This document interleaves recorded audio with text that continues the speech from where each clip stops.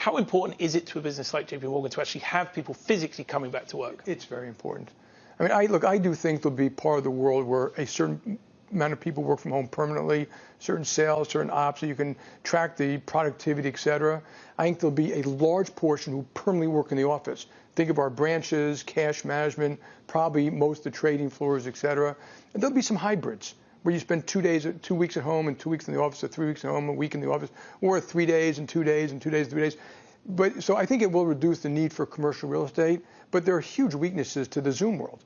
I mean, most of us learned by an apprenticeship system, by seeing mistakes, going to trips, how do you handle a client, how do you handle a problem.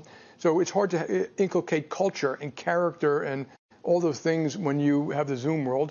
Spontaneous combustion, it goes away. Hard to manage. It's hard to be very critical. You got 15 people on the screen. So what before was like a deep dive question, now looks a little bit rude. And I took a trip to California and met 100 people all outside, all wonderful, breakfast, lunch, and dinner. It's amazing how much you learn about your own business, your own bankers, your own clients, your own products.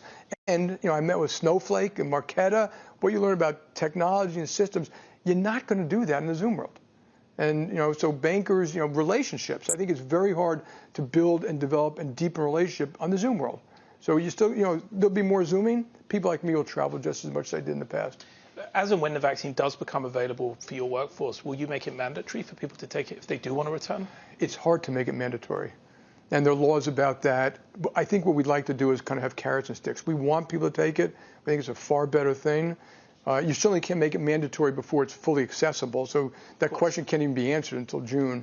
But I do think you may see some companies do it. I mean, I can see an airline doing it or a hotel company doing it. I can see some people saying if the folks in our branches aren't vaccinated, they're not going in. So there will be pressure. And I would say carrots and sticks, not mandatory.